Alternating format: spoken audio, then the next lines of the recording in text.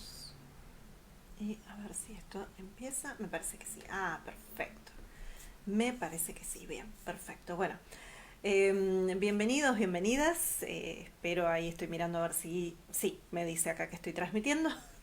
Así que probando un poquito como siempre está pasando con esto. Bueno, bienvenidos, bienvenidas. Mi nombre es Anabel Castaño y esta es una nueva transmisión en vivo de Etnova en casa, donde como venimos haciendo desde prácticamente el principio de la cuarentena, estamos haciendo transmisiones los sábados a las 4 de la tarde. Así que gracias por estar acá conectados del otro lado, conectadas del otro lado. Y bueno, como siempre, los recordatorios de dónde nos pueden encontrar. Voy a empezar a mostrar acá la pantalla con el famoso cuadernito para que ustedes puedan ver, y de paso acá voy comprobando a ver si esto está al derecho o al revés, porque siempre me pasa lo mismo. Eh, pero bueno, si necesitan conectarse y necesitan encontrar las actividades que estamos haciendo y compartiendo todo el tiempo, pueden, ah, no, está al revés, fantástico, bueno, pueden entrar y mirar acá en esta dirección que es Etnova en casa con este hashtag y encontrar en las redes sociales las distintas actividades que venimos compartiendo. Pero además de eso, si quieren buscarnos en las distintas redes o encontrar algo de lo que venimos haciendo a lo largo de todos estos meses, pueden buscar acá en Twitter y en Instagram como Etnova y en Facebook y en YouTube como Museo Etnográfico Ambrosetti y así enterarse de todas las cosas que estamos publicando. Y bueno, se ha ido diversificando la programación, se ha ido diversificando las propuestas que estamos compartiendo, así que agéndense si es que no estuvieron el sábado pasado, que a partir de el último sábado de cada mes ustedes van a encontrar, en vez de encontrarme a mí, van a encontrar a Miriam García y a Roberto Moreno, que van a estar compartiendo Mujeres del Tahuantinsuyu, donde distintas cantoras, copleras, bagualeras van a estar justamente compartiendo su arte a través de estas redes si es que la conexión y todo lo demás técnico lo permite, pero en principio la idea es esa. Y además de eso, bueno, otras actividades que venimos compartiendo, se hizo el ciclo de cine de Asia y África de la sección de estudios interdisciplinarios, donde todos los viernes estaban compartiendo una propuesta de cine y además subiendo un comentario, una explicación o algo. Eso quedó subido tanto en nuestro Facebook en la sección de videos como en nuestro canal de YouTube, así que pueden encontrar los comentarios, o sea, la presentación que hacen los especialistas, y a la vez después pueden encontrar en los comentarios acá en el Facebook y también ahí en el YouTube un enlace sugerido para poder ver las películas. Obviamente desde Nova en Casa seguimos compartiendo propuestas y también vamos a empezar a renovar algunas de ellas, así que prepárense porque es muy posible que algún sábado también, en vez de encontrarme a mí, van a encontrar alguna compañera haciendo tal vez alguna entrevista o compartiendo algún otro tipo de contenido, pero en principio igual nos vamos a seguir viendo. Así que en este septiembre, con una renovación de ideas y con una renovación de propuestas también, vamos a estar acá presentes y acompañándolos y acompañándolas. Bueno, acá la gente me dice gracias por compartir, ya se están conectando. Hola Paula, una de mis compañeras que está ahí en el chat presente. Y la idea de hoy era contarles un poquito acerca del Museo Etnográfico, específicamente su edificio y su historia. Porque bueno, venimos hablando de algunas exposiciones, venimos hablando de algunos temas, venimos compartiendo actividades, pero bueno, la idea era presentarles también algo de esta historia y contarles un poco de dónde justamente vienen estos investigadores que empezaron con las primeras colecciones del museo, con el museo como está actualmente y conocer un poco también el edificio. Obviamente me estuve peleando un rato antes de empezar esta transmisión con el programa que yo uso para poder mostrar las imágenes, así que vamos a ver cómo se va a estar portando conmigo el programa para estar ahí. Pero en principio vamos a empezar entonces a contarles algo de esta historia y como siempre me voy a meter en el chat del Facebook para ver si ustedes tienen alguna pregunta, algún comentario, no, bueno, voy a tratar de ir viendo de a poco algo de todo esto. Y bueno, para empezar les cuento que, no sé si lo saben, pero el Museo Etnográfico es un museo que depende de la Universidad de Buenos Aires. Es más, en nuestra página web yo siempre la comparto y justamente acá está la dirección museoetnográfico.filo, de filosofía y letras, .uba de Universidad de Buenos Aires.ar. Es una dependencia y un instituto de investigación que depende de la Facultad de Filosofía y Letras de la Universidad de Buenos Aires y cumple tres tipos de funciones diferentes. Por un lado, como instituto de investigación trabajan distintos especialistas, científicos, académicos, académicas, en investigación de distintos temas de materia antropológica, arqueológica y también, como en el caso de la sección de estudios de Asia y África, histórica. También han trabajado y siguen trabajando gente de geografía, consultan además distintas dependencias y las propias colecciones, muchos especialistas, investigadores, gente de pueblos originarios, artesanos, digo, es un poco muy variado el tipo de consultas que el museo recibe. Además de ser un espacio de investigación, es un espacio también de educación, en el sentido de que como dependemos de la Facultad de Filosofía y Letras, el museo tiene aulas donde se cursan materias, sobre todo de las carreras de antropología, con la orientación específica de arqueología.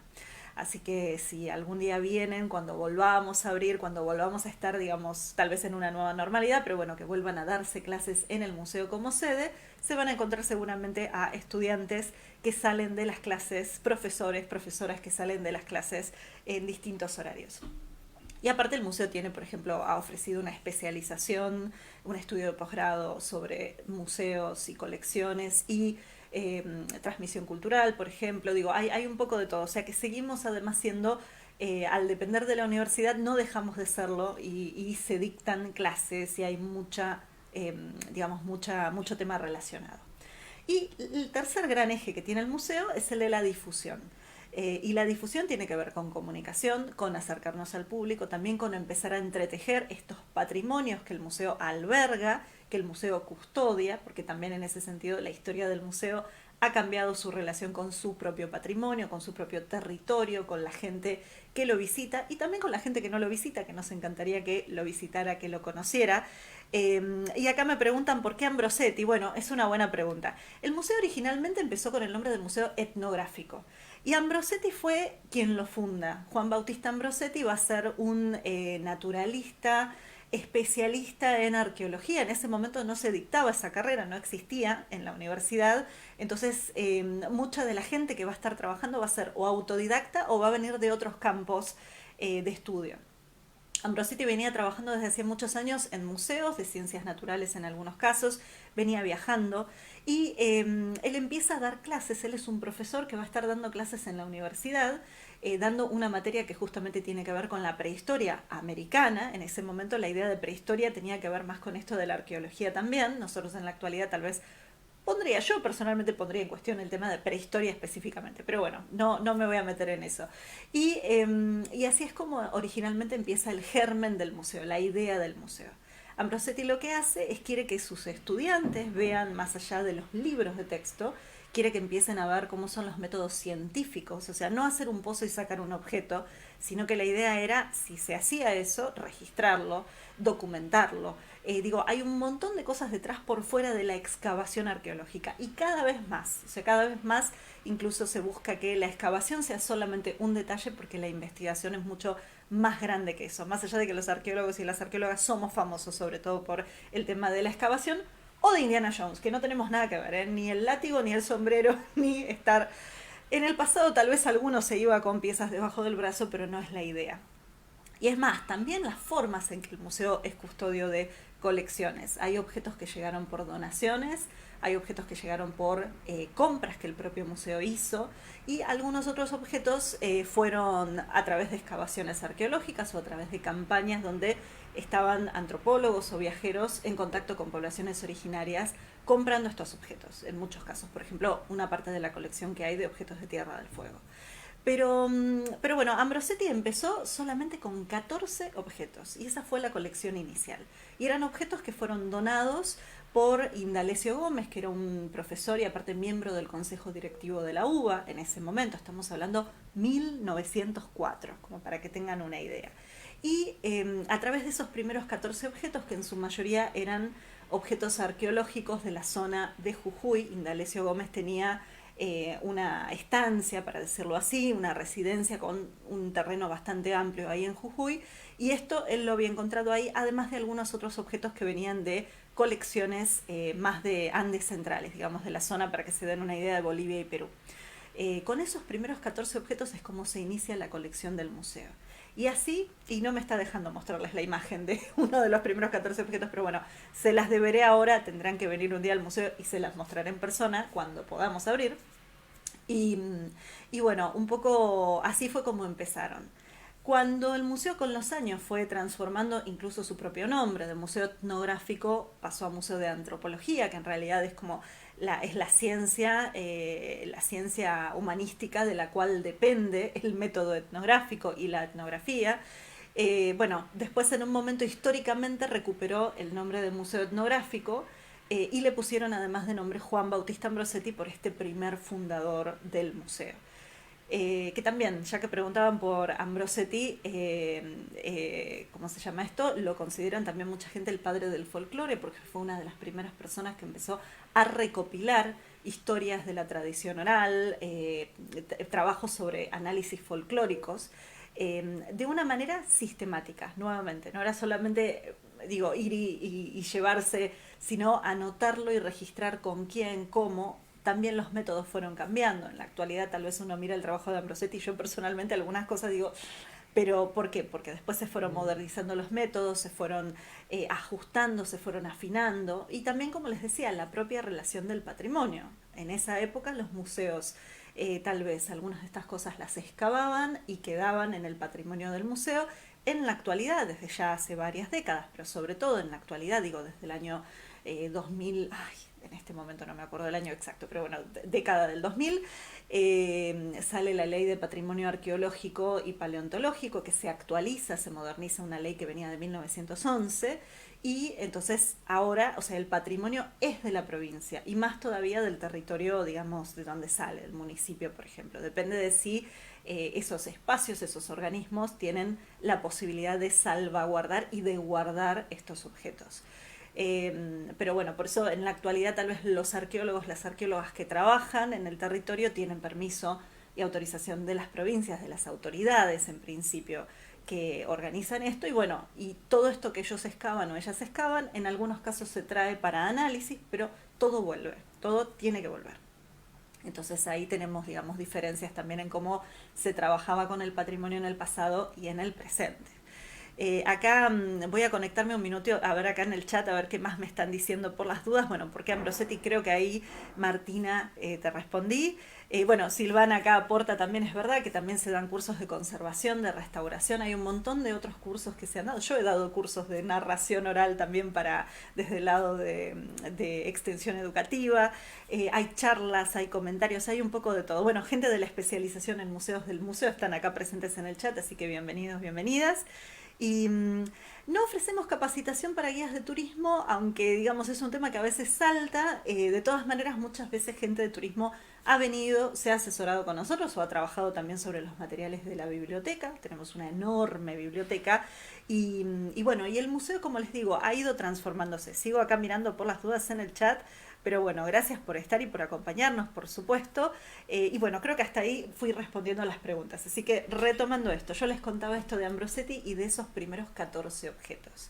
En ese momento el museo no funcionaba en lo que es su actual sede, que es la calle Moreno 350, que ahora les voy a llegar, espero, a mostrarles unas fotos, pero sí les voy a mostrar una foto de cuál era la sede del museo, que acá se ve muy chiquita, pero vamos a tratar de agrandarla un poquito. Esto es el rectorado de la UBA, es el actual rectorado de la UBA, es la calle Viamonte 430, que todavía sigue siendo sede de la Universidad de Buenos Aires, y en ese momento a Juan Bautista Ambrosetti le dan o le asignan un espacio que era un sótano. Y en ese sótano él va a trabajar con estos 14 objetos, más otros materiales, más las primeras excavaciones científicas que se hacen, la primera expedición científica arqueológica que se hizo a cargo del Museo Etnográfico, a cargo de Ambrosetti y algunos estudiantes, muy poca gente que en ese momento va a ser en 1905, que van a ir a trabajar justamente también ahí a la zona de Jujuy. Y a partir de ahí se empiezan a suceder distintas expediciones en las cuales se empieza a estudiar y se empieza a trabajar y se empieza a describir también la profundidad histórica del noroeste argentino. En ese momento había dudas respecto a cuánta profundidad temporal tenía las culturas y las sociedades que habían existido ahí y que aún existen, o que son descendientes justamente de estas sociedades. Y en realidad Ambrosetti para esa época era uno de los defensores de esta profundidad temporal, por ejemplo. Así que ahí tenemos, digamos, un ejemplo de qué pasaba. Bueno, el museo va a estar funcionando en este rectorado, en estos sótanos, durante muchos años. Y en esos años también las colecciones del museo empiezan a crecer. Ambrosetti lo que hacía era mucha gestión, mucho buscar, por ejemplo, no solamente las excavaciones arqueológicas, sino que también de repente algo que pasaba en ese momento a nivel mundial entre museos, era que los museos hacían, por ejemplo, canjes entre ellos, objetos que viajaban de acá para allá y objetos que de otros museos venían para acá. Y así fue que, por ejemplo, las colecciones del museo empiezan a crecer y a transformarse. En ese momento, sobre todo, también había interés. Por ejemplo, yo les había mostrado, y lo hemos visto, el altar budista japonés, muchos objetos que vienen de Oceanía, bueno, de distintos continentes. Todos estos objetos llegan más o menos para esta época y vamos a tratar, estoy tratando, bueno, ya que se resiste la foto, vamos a volver a cargarla. A ver, vamos a ver por acá cómo estamos. Y bueno, y estos objetos empiezan a llegar a través de compras, a través de donaciones. Ambrosetti contacta gente que dice, ay, ustedes tienen objetos de acá, ustedes tienen esto, ustedes pueden contactar a alguien. Así, por ejemplo, contacta a un importador de estufas, un señor de apellido Yasuda, que va a viajar a Japón, porque era una casa importadora de estufas japonesas, y este señor va a ser el que va a hacer el contacto para que el museo logre comprar un altar budista japonés. El único detalle es que el altar budista original se pensaba que era más o menos de este tamaño y no, bueno, yo creo que les he mostrado fotos del altar, estoy tratando ahora de cargar una, más allá de que seguramente, porque esta estaba, pero bueno, vamos a cargárselas de otra forma, así ustedes la pueden ver, de una imagen que ya les he compartido previamente. Pero, che, ¿cómo se niega? Está muy difícil mi computadora hoy. Bueno, cosas que pasan. Pero, mientras tanto, a ver, acá estamos. Vamos a ver si desde este lado... Sí, cosas que pasan. Acá está, bien, vamos a tratar ahora, les voy a mostrar una foto que seguramente se va a agrandar, sí, miren, me está tapando a mí, está tapando todo, bueno, yo voy a aparecer de nuevo, ¿cómo les va? Y vamos a ver si esta foto la podemos hacer un poco más chica para que ustedes puedan verla. Ahí estamos. Bien, y en esta foto que tenemos acá, si ustedes se fijan acá al costadito, me parece, bueno, tengo el dedo al revés por la cámara. Ahí al costadito ustedes pueden ver el altar budista. Bueno, ese enorme altar budista que mide 2 metros por 3 metros, que es de madera y que está todo hecho con dorado a la hoja y laqueado, llegó a través de este señor importador de estufas que lo va a estar gestionando y trayendo para el museo. En ese momento, estamos hablando más o menos 1910, no alcanzan los fondos porque lo que originalmente se pensaba comprar era algo, como les digo, pequeño. Y no, este objeto no respondía a esos criterios. Pero sin embargo, a través de distintas gestiones, terminan donando parte de los fondos para cubrir este altar. Esto yo lo he contado también en algún otro video de Etnova en Casa de algunas de las emisiones anteriores, así que después lo pueden buscar y enterarse un poquito de esto.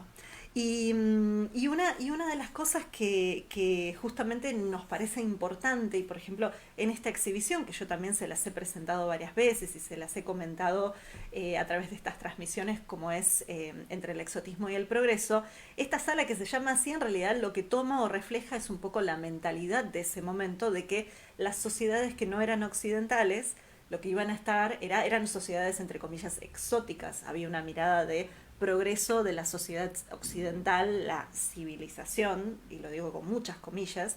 También lo hemos hablado un poco, lo hemos conversado, por ejemplo, hace 2 semanas con Carlos Molina, cuando hablábamos de la visita sobre raza y racismo. Y un poco todos estos factores van a influenciar también en qué se espera de un museo etnográfico. Los museos en ese momento, que eran de antropología, de etnografía, lo que mostraban eran estas sociedades distintas a la cultura occidental, entre otras cosas. Digo, también estaban otras cosas puestas en juego, sobre todo en Europa, por ejemplo, donde mucho de esto era producto del expolio, y en parte también algunos de estos objetos llegan acá también a través de ese producto del expolio colonial. O sea, objetos, por ejemplo, como los de África, que no se ve acá muy bien, pero bueno, vamos a tratar de ver si logro agrandar un poquito más la foto para que ustedes los vean. Bueno, acá al costado mío, no sé si llegan a ver por ahí abajo, bueno, ahí tienen algunas figuras africanas y estas figuras son de una compra que hace en realidad en ese momento lo que era el Ministerio de Instrucción Pública, 1911, lo que después se va a separar en Ministerios de Justicia y de Educación, y era para hacer un museo, como un museo, digamos, de historia de todas las culturas, y finalmente ese museo nunca prospera. Entonces los objetos terminan pasando a la colección del Museo Etnográfico y son objetos que se compraron a coleccionistas de objetos africanos. De esto igual hay mucha más información, se los estoy mostrando solamente muy por arriba, pero como para que tengan una idea de la diversidad. La cuestión es que sí, entre 1904, que es cuando el museo se funda con estos 14 primeros objetos, y 1912, que tenemos en el museo un informe que Ambrosetti presenta, la colección del museo crece de 14 a más de 12.000 objetos, crece muchísimo. Entre estas donaciones, las excavaciones que se están haciendo, los viajes, los intercambios en distintas sociedades, encuentros como el encuentro de americanistas, que eran congresos mundiales, pero también donde ahí la gente de distintos museos entraba en contacto y decían, ah, mira, ustedes tienen esto, a nosotros nos interesa, bueno, nosotros tenemos esto otro. Y así las colecciones del museo empiezan a crecer y a diversificarse también. Todo esto seguía siendo ahí en el sótano de la calle Viamonte 430. O sea, seguimos nuevamente todavía acá, estamos en este espacio. Y vuelvo a apuntar al revés, ¿no? Pero estamos en ese espacio. Y dicen que Ambrosetti, que fue director del museo entre 1904 y 1917, que es cuando él muere, bueno, siempre se quedó con las ganas de que el museo se mudara a otro edificio, porque era un sótano con colecciones que constantemente iban creciendo, estudiantes que estaban consultando, investigadores que entraban. El museo en esa época, por ejemplo, abría una hora una vez por semana, nada más, al público. Y eso era lo único, y ustedes podían encontrarse con consultas también muy específicas. Pero bueno, en ese periodo Ambrosetti también publica muchísimo, hace muchos trabajos de investigación, pero bueno, 1917 él muere, muere creo que a los 55 años, un hombre bastante joven de un cáncer de pulmón, y lo sucede su discípulo, que era Salvador de Benedetti. Vamos a ver si logramos un poquito acá mostrarles, y me voy a fijar acá mientras tanto, mientras me peleo con las fotos. A ver, me dicen acá, a ver por acá en el chat, mientras yo me peleo con las fotos, dice, qué hermosura este museo, bueno, una alegría que estén. ¿Existe alguna relación con lingüistas y vistas con ese fin en el museo y archivos de etnolingüística? No tantos, ni de etnolingüística ni de etnomuseología, de etnomusicología, aunque ha habido especialistas trabajando. Hay gente de etnolingüística en la UBA, en la Facultad de Filosofía y Letras, por ejemplo, Lucía Golucio, Cristina Messineo, estoy mencionando solamente algunas especialistas. Golucio justamente fue y creo que sigue siendo la jefa de cátedra de la Cátedra de Etnolingüística, una cátedra maravillosa, yo la cursé hace muchos años y fue un placer. Y siguen haciendo investigación y son parte de la facultad, pero no en el museo específicamente. Aunque en la biblioteca hay material, o sea, se puede consultar material.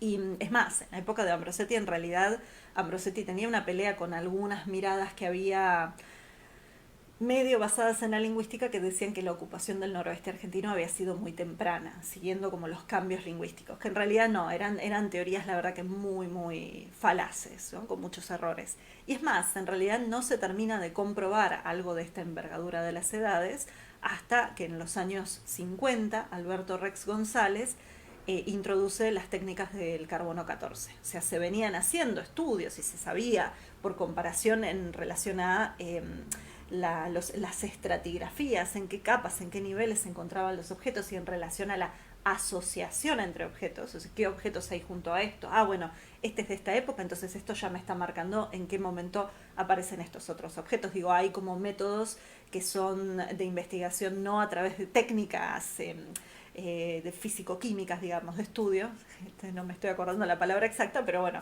estas técnicas, pero en 1950 Alberto Rex González trae de Estados Unidos las técnicas de los estudios de radiocarbono, de datación radiocarbónica, que van a ser de los primeros estudios de datación que se van a hacer, y eso lo que hace es termina de comprobar o afianzar la antigüedad de ciertos objetos, la antigüedad de muchas de estas sociedades y de estas ocupaciones en nuestro territorio.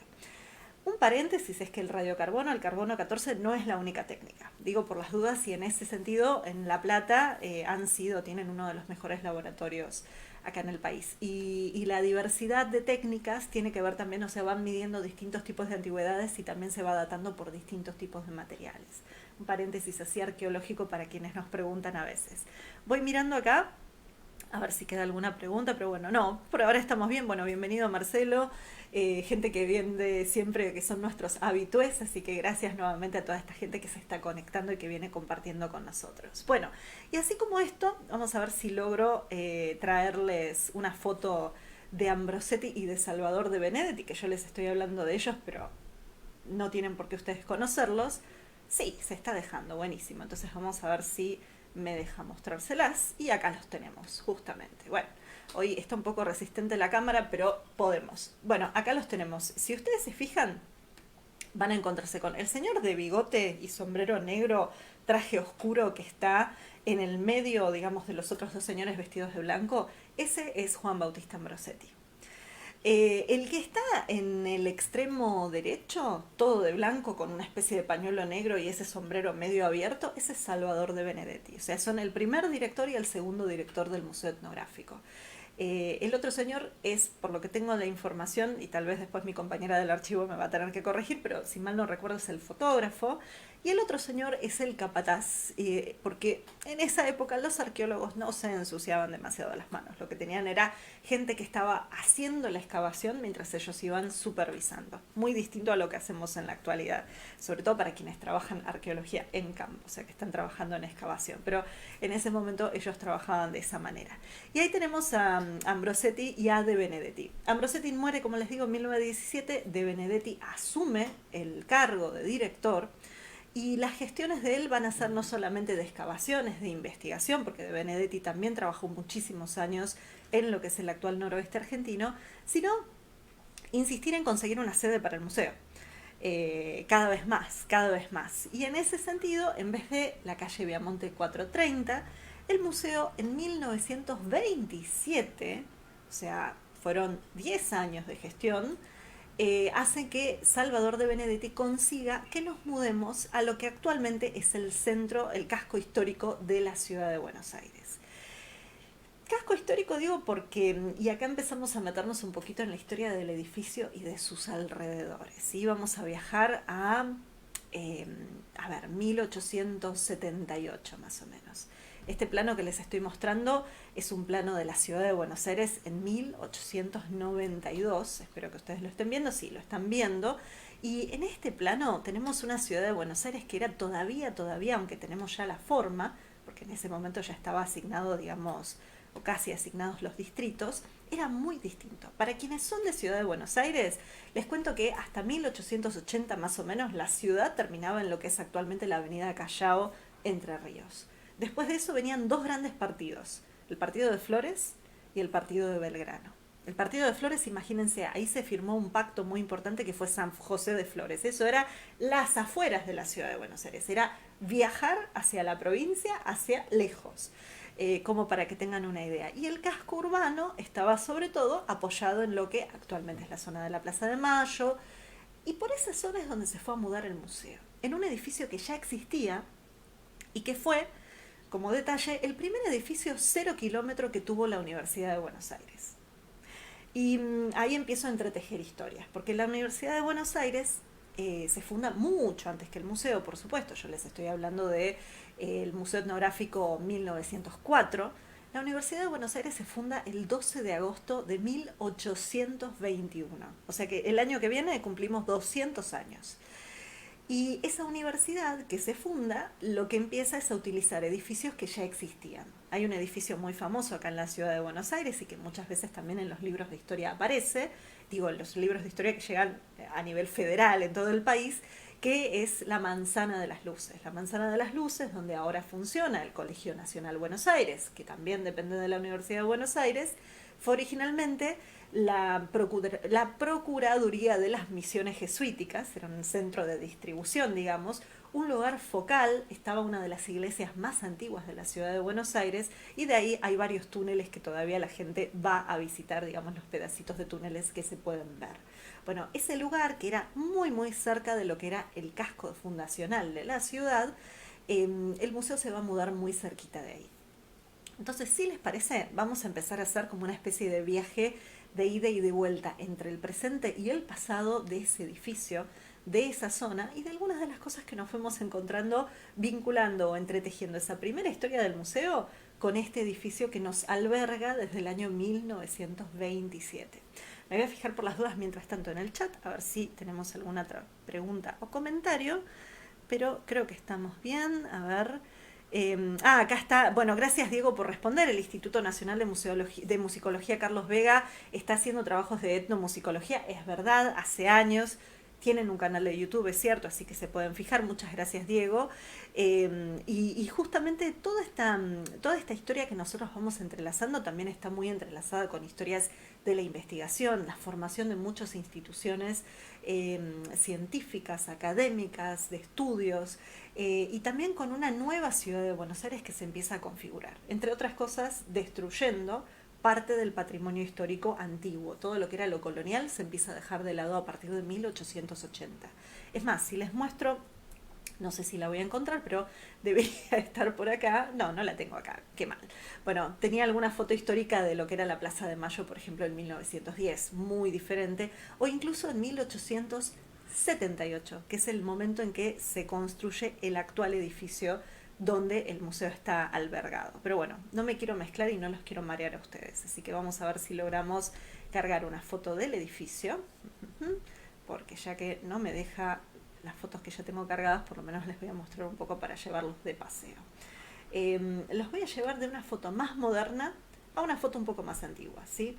Vamos a ver acá, a ver, que me muestre el edificio y bien, vamos a ver por las dudas estas cuestiones tecnológicas, pero bueno, la tecnología igual nos está ayudando a estar conectados y poder vernos, así que eso ya es una maravilla. Fíjense, voy a cerrar el otro mapa.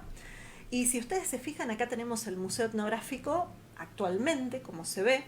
Es un edificio que, como les decía, fue construido en realidad en 1878, o sea, muchos años antes de que se fundara el museo propiamente. No existía Ambrosetti, digamos, ni siquiera. Y este edificio fue construido por Pedro Benoit. Pedro Benoit fue un arquitecto que hizo muchísimas obras públicas, muchísimos edificios arquitectónicos en un estilo neoitaliano, por lo que me explicaron arquitectos especialistas del tema. Yo soy medio bestia con este tema, pero lo que me explicaron fue un poco eso. Y una de las cosas que es conocido, por ejemplo, por haber estado vinculado al proyecto de la Catedral de La Plata, a la municipalidad de San Isidro, si mal no recuerdo también la municipalidad del edificio de la municipalidad de San Fernando.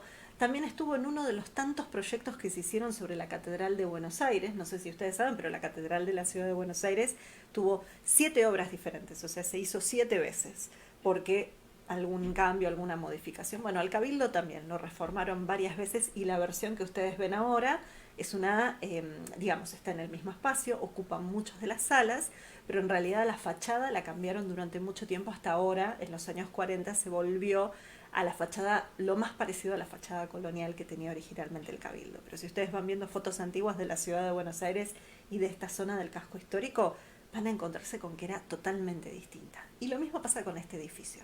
Este edificio va a ocupar un espacio que está entre 2 grandes conventos de la ciudad, de la época colonial, ¿sí?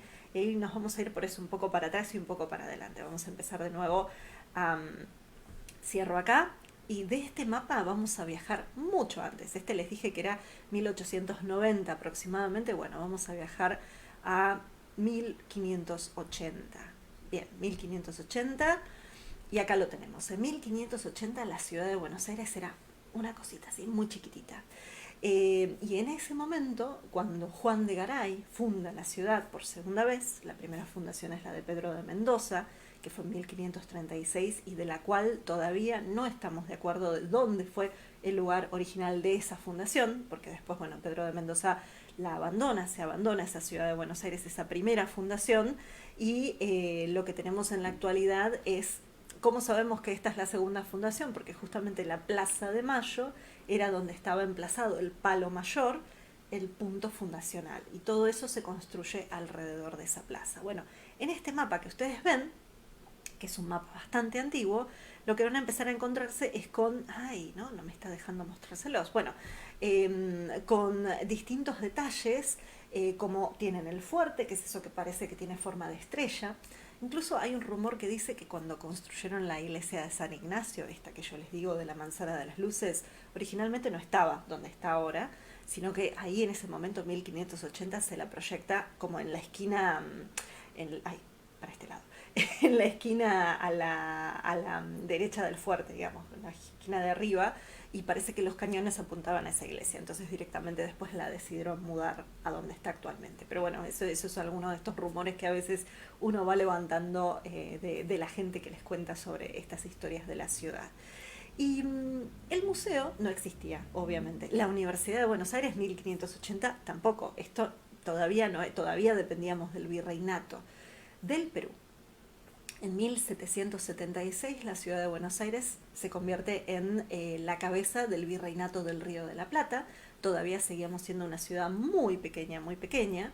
Como para que tengan una idea, vamos a ir a un plano de 1750, un poquito antes, y fíjense qué chiquito que era esto.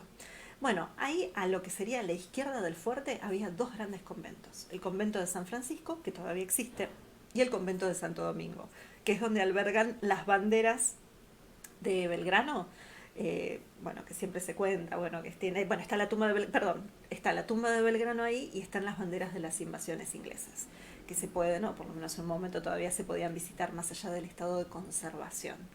El museo, el edificio actual, se empezó a construir entre medio de esos dos conventos, que era una zona de quintas, de poco uso, y en un momento, hacia 1770, un poquito después de esto, también ahí en esa zona se construyó algo que se llamó la Casa de Niños Expósitos. En la historia es conocida porque la Casa de Niños Expósitos, el primer orfanato de la ciudad de Buenos Aires, tenía una imprenta, y es en la imprenta de la Casa de Niños Expósitos donde se imprimen muchos de los documentos fundacionales del país, ¿no? Y de los procesos de independencia. Bueno, dicen que la primera sede de la Casa de Niños Expósitos se había construido donde más o menos donde está emplazado el edificio de Moreno 350. O sea, más o menos por esta zona calculamos que tal vez unos 30 metros para un costado o 30 metros para el otro, pero por ahí estaba funcionando la Casa de Niños Expósitos. Después se muda a otro lugar, después se termina mudando a lo que actualmente es la Casa Cuna en Barracas. Pero estaba por acá. Y mucha gente siempre nos pregunta, ¿y esta es la Casa de Niños Expósitos? No. Este es el solar, o sea, el espacio físico donde estuvo y donde Pedro Benoit va a construir este edificio para la UBA. Vamos a ver cómo estamos acá en el chat y si no los mareé demasiado. Pero los planos están en el museo. Hay planos y hay, digamos, algunas... no, Benoit, perdón, acá me están preguntando, ¿Benoit participó del diseño del Colón? No, en el Colón no estuvo. Estuvieron tres arquitectos que en este momento me olvido, yo hice visitas guiadas de ser el Colón, debería acordarme. Pero no estuvo Benoit involucrado. Sí estuvo involucrado en varios otros proyectos, pero no en el Colón. Así que esa te la debo, hasta que me acuerde de quiénes eran. Tamborini, creo que era uno, y los otros dos, la verdad que no me acuerdo ahora. Bueno, entre los tres sucesivos, no fue al mismo tiempo, fueron transformando el Teatro Colón, que se inauguró en 1908, en el actual emplazamiento que tiene. Pero los planos del museo, calculo... No, estos planos históricos que yo les estoy compartiendo los he bajado de dos páginas de internet que hablan justamente de historia de la ciudad de Buenos Aires y que tienen estos planos subidos. Algunos también los fui bajando de la Wikimedia Commons, están en el dominio público para poder compartir. Son planos históricos y algunos incluso han estado, por ejemplo, subidos en el archivo del Instituto Histórico de la Ciudad de Buenos Aires. Hay un montón de documentación sobre planos de la ciudad. El archivo de Aguas Argentinas, acá donde está el edificio de Aguas en la ciudad de Buenos Aires, ese edificio enorme, todo de cerámica por fuera, bueno, ahí también hay un archivo maravilloso.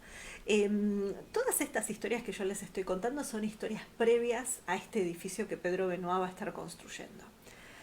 Pero este edificio no se hizo para museo tampoco, como le ha pasado a muchos museos que existen en la ciudad de Buenos Aires y en otras partes del mundo. Edificios que ocupan, o sea, museos que ocupan edificios, pero que no fueron estos edificios pensados para museo.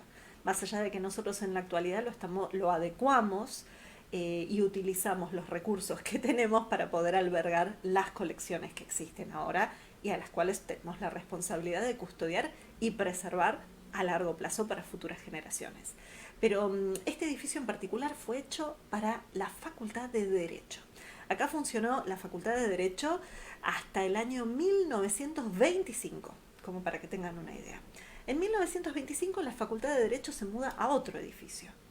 Si son de acá de Ciudad, si no son de Ciudad de Buenos Aires, les pido disculpas porque estoy haciendo referencias a muchos lugares que tal vez los hayan visto o no, pero bueno, son muy de la geografía urbana de esta ciudad. Hay un edificio que es muy conocido acá en la Ciudad de Buenos Aires también, que algunos le dicen la iglesia gótica de Avenida Las Heras, que es el edificio que actualmente ocupa una de las sedes de la Facultad de Ingeniería. Bueno, ahí, en la Avenida Las Heras, casi... me olvidara la avenida, Pueyrredón creo que es, Las Heras y Pueyrredón, sí. Ahí, bueno, en ese edificio enorme, enorme, que parece una iglesia gótica, que también tiene toda una historia arquitectónica, ahí funcionó la Facultad de Derecho cuando se mudó de acá, de lo que es el etnográfico en Moreno 350, primero pasó ahí y después recién se fue a lo que actualmente sucede ahí en La Recoleta, que también era un lugar que en realidad tenía tanques de distribución de agua, o sea, los tanques de agua funcionaban por presión y altura, iban bajando, entonces siempre estaban en lugares altos. Donde está la Facultad de Derecho es uno de esos lugares. Y a ver, estoy tratando de mostrarles acá como para que vean un poquito el museo, una foto histórica del Archivo General de la Nación, que es otro lugar donde ustedes pueden encontrar muchas fotos históricas, muchísimas. Acá pueden ver el frente del museo, más o menos para 1918-1919.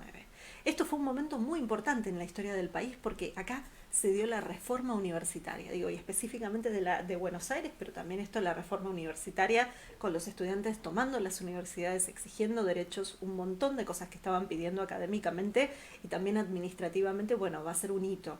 Y acá en la facultad, en ese momento de Derecho, en este mismo edificio, ahí tienen una foto donde están todos los estudiantes de Derecho. Afuera incluso habían sacado sillas, tenemos alguna otra foto histórica donde están los estudiantes colgados de las rejas y están justamente hablando y protestando y reclamando. Cuando fue el bicentenario, perdón, el centenario de esta toma, de esta reforma universitaria, en el museo hicimos una actividad que se hizo con teatro situado y donde vinieron y estuvieron justamente reproduciendo y reviviendo algunos aspectos de esa toma. Y un detalle más, si ustedes ven en este frente, tanto en esta foto como en la anterior que yo les había mostrado, ay, espérense, vamos a volver a mostrarla porque así la pueden ver bien. En esa foto que es más actual, más moderna, ustedes van a ver que el grupo escultórico que está ahí arriba, o sea, lo que corona la parte del edificio, primero les voy a pedir dos cosas. Fíjense en esta foto, no solamente el grupo escultórico, sino fíjense la altura de las palmeras, ¿sí? Porque ahora cuando les muestre la foto más moderna que recién les había mostrado, van a poder ver el paso del tiempo un poco más, creo que perfectamente. Ahí está, miren, fíjense, ustedes acá las pueden ver y pueden ver justamente, fíjense cuánto crecieron esas palmeras y ahí arriba, más allá de que hay unos cables adelante en la foto, pueden ver ese grupo escultórico. Ese grupo está basado en una obra de, si mal no recuerdo, era de Rafael Sanzio, que está en el Vaticano y que representa justamente la justicia, ese conjunto escultórico, estas tres figuras femeninas, y se hizo un análisis de esto y se publicó hace unos años desde el museo sobre esto, porque justamente no nos habíamos dado cuenta del grupo escultórico, lo que estaba representando y basado en qué, y bueno, un poco investigando fuimos descubriendo algunos de estos secretos. Sí, la reforma del 18 en parte fue acá estoy mirando acá en los comentarios. Y bueno, abrazos de Tilcara, muchas gracias, que ahí justamente tenemos un museo hermano, el otro museo que depende de la Facultad de Filosofía y Letras de la UBA está en Tilcara. Y bueno, y también custodia el patrimonio del sitio arqueológico de Tilcara también, digo, hay un montón de cosas, digamos, que también están ahí entrelazadas y vinculadas a esta historia de estos primeros arqueólogos y arqueólogas, muy pocas, pero en la actualidad somos mayoría, pero bueno, en ese momento de estos primeros arqueólogos que van a estar trabajando e investigando en estos territorios y que van a también contribuir muchísimo a reconstruir la profundidad y la complejidad arqueológica e histórica de estos territorios. Vamos a ver acá si podemos mirar un poquito, pero sí, venimos bien con los comentarios. Muchas gracias que acá nos van diciendo, bueno, la idea es un poco integrar y unir porque a veces no nos damos cuenta de que la historia la vamos viendo de a pedacitos y todo esto se está entretejiendo. Entonces, piensen ustedes, 1925 los estudiantes de Derecho se van al edificio este que les digo que actualmente es la Facultad de Ingeniería Gótica de la Avenida de las Heras. Y en el 27 el museo se muda de ese sótano que estaba ahí en la calle Viamonte y viene acá a este edificio. Bueno, el edificio, como les digo, estaba pensado para universidad, pero para clases, para aulas y no tal vez para exhibiciones. Sin embargo, el museo empieza a ocuparlo, empieza también a transformarlo y la transformación es muy grande por muchos lados. Voy a tratar a ver si ahora, porque esta era una de las fotos que no me tomó cuando se las estaba tratando de mostrar, pero vamos a ver si podemos ver una foto del patio o de algunos de los otros sectores que tiene el museo, que es bellísimo. No, pero bueno, mientras tanto les muestro que hablábamos de esto de la reforma universitaria y ustedes estaban preguntando, bueno, acá tienen, vamos a ver si esta foto la podemos agrandar un poquito más. Sí, la podemos agrandar un poquito más. A ver, fíjense acá, y acá se nota también las palmeras, por ejemplo, y no solamente las palmeras, ven ahí que están los estudiantes, y acá arriba, este texto que ahora dice Museo Etnográfico Ambrosetti, en ese momento decía Facultad de Derecho. Así que Universidad de Buenos Aires, ¿no? Pero digo, un poco algo de esto, de estos aspectos que son como parte de esa historia. En este entretejido también después se han hecho excavaciones arqueológicas en el frente del museo cuando se estuvieron haciendo obras, y también en el jardín.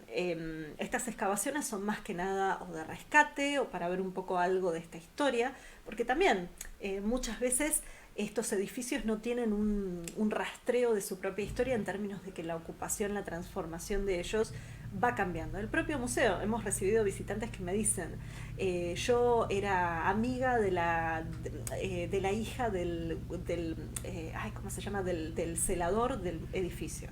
El museo tenía un celador con una casita, vivía ahí en el museo, en el patio, por ejemplo. En la actualidad el patio no tiene nada de eso, sino que lo que tienen es espacios de investigación, además de la biblioteca y del aula taller, por ejemplo. Pero como para que ustedes puedan ver el edificio, cuando salimos al patio del museo, ustedes se encuentran con esto, que al fondo ese edificio rosado es la biblioteca.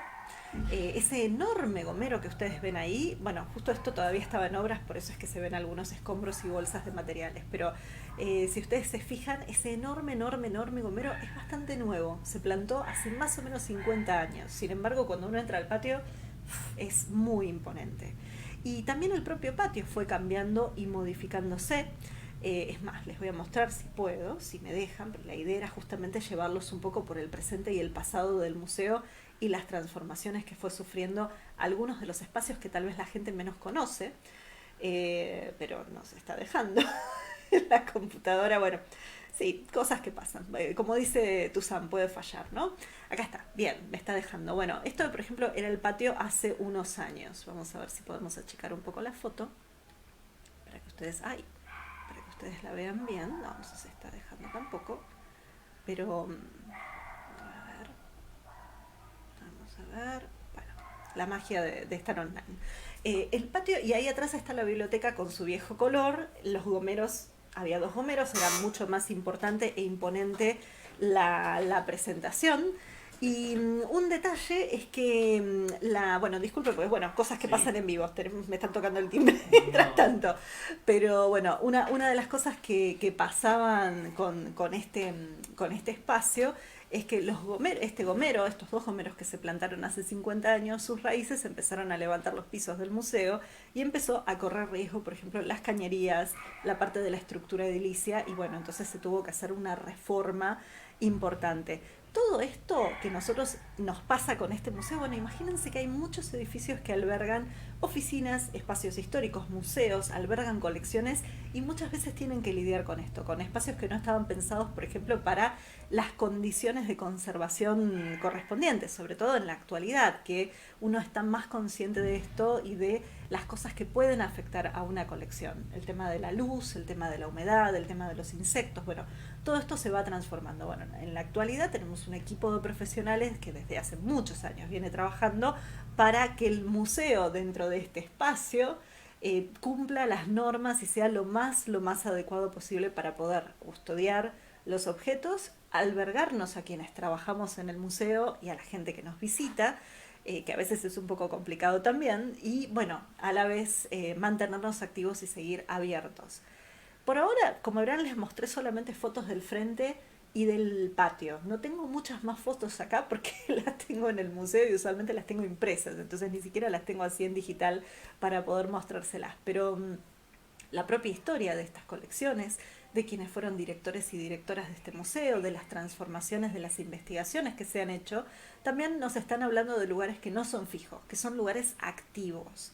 Y más en la actualidad. Yo creo que en la actualidad muchos museos de antropología, de arqueología, son cada vez más conscientes de la responsabilidad que tienen respecto a estos patrimonios que custodian, de las historias vinculadas a ellos, y además de eso de nuestra responsabilidad también como espacios públicos, porque este es un museo público, inserto en un lugar y que cada vez más tiene que establecer y fortalecer sus vínculos con la comunidad, con las comunidades, porque no hay una sola. Y me refiero a comunidades de todo tipo. Y en ese sentido, por eso también nuestra presencia acá en las redes en estos momentos de la cuarentena, del estar en casa o del tal vez ir volviendo a las actividades, pero en principio seguir acompañándolos. Por eso les digo, no sé si el sábado que viene me vean, el siguiente seguro, pero seguro vamos a estar todos los sábados a las 4 de la tarde compartiendo con ustedes algún espacio audiovisual, en vivo si es posible, si la tecnología y los medios nos lo permiten, y vamos a ir acompañándolos y acompañándolas con nuevas propuestas también. Así que ahora en septiembre estamos pergeñando, ideando nuevos materiales para compartir con ustedes. Si se quedaron con preguntas, voy a mirar acá en el chat por las dudas, pero ¿visitan el Museo de Estudiantes Extranjeros que van para aprender el idioma? Sí. Yo hago visitas en inglés, es más, no se da en este momento porque justamente es un canal que estamos haciéndolo en español y todo, pero las visitas en inglés por el museo en general las doy yo. Pero además de eso viene gente, estudiantes que están aprendiendo español como segunda lengua o tercera lengua a veces, y vienen al museo también porque es una manera de empezar a encontrarse con las historias, el patrimonio, y muchas veces también relatos que no siempre en algunos otros museos se cuentan. Digo, ahora en la actualidad estamos mucho más conscientes de un relato de una historia oficial e historias que muchas veces no se hablan, pero la idea es esa, la idea es ir compartiendo. Así que bueno, con esto yo creo que tardé un montón, y aparte de entre lo técnico y el querer mostrarles un poco de todo, la verdad que se me complicó un poco, así que bueno, disculpen, como les digo, es lo que podemos hacer. Pero en principio creo que tienen una idea un poquito de algo de esta complejidad y algo de estas transformaciones. Un último detalle, esa foto que ustedes vieron que subimos para promocionar el día de hoy, digamos, la conversación de hoy, es una foto de la biblioteca. Bueno, la biblioteca, tenemos una biblioteca especializada, así como un archivo especializado que viene posteando los lunes un montón de información y material súper interesante. La biblioteca del museo también, ustedes vieron, digamos, la imagen desde afuera, pero voy a ver si les puedo compartir, a ver si se carga, aunque sea una foto de la biblioteca desde adentro, ¿sí? O un detalle por lo menos. La biblioteca, por más que está digitalizando todos sus materiales, también tiene, bueno, les vean, sí, no se carga, pero bueno, vamos aunque sea a mostrarles un detalle, así algo muy chiquito, pero es una imagen muy típica de quienes vamos a investigar y a buscar información ahí, y es que todavía, por ejemplo, tenemos las viejas cajoneras y los ficheros de madera, con todas las fichas bibliográficas, con la información de cada libro, autor que estamos buscando. Bueno, es una biblioteca que se especializa en arqueología, antropología, folclore, entre otras cosas, diarios de viajeros, digo, hay un poco de todo, tiene una historia también muy interesante y muy profunda. Y así como esto, cada uno de los espacios del museo les va contando y les va abriendo historias. Y esto, como alguien decía, bueno, es un recorrido por también la ciudad de Buenos Aires entrecruzada y entrelazada. Sí, porque a veces nos olvidamos que en las propias calles donde estamos caminando hay mucha historia, y hay mucha historia viva, no deja de estar viva. Así que a veces lo que uno encuentra en el libro de texto, bueno, piensen que en realidad la estamos transitando, y que eso mismo que a veces uno lo ve congelado en el tiempo ha sufrido muchísimas transformaciones. Así que bueno, con esto vamos a ir terminando, voy a ir terminando. Les recuerdo, como siempre, esta es nuestra página web, museoetnográfico.filo.ua.ar. Estas son nuestras redes sociales, donde pueden encontrar los distintos videos que estamos publicando. Y este es uno de nuestros hashtags principales, que es Etnova en Casa, donde pueden justamente Si van siguiendo esto, también van a encontrarse con publicaciones anteriores en estas distintas redes sociales, en Twitter, en Instagram, en Facebook, en YouTube. Así que acompáñennos como siempre. Y bueno, me despido, les deseo buen domingo, buena semana. Y si no es hasta el sábado que viene, conéctense igual que se van a encontrar, si no conmigo, con alguien más. Bueno, nuevamente, mi nombre es Anabel Castaño, soy del área de acción cultural, que mis compañeras han estado por ahí conectadas ahí en el chat. Y bueno, me despido. Así que tengan, como les digo, muy buena semana. Y cuídense, por favor.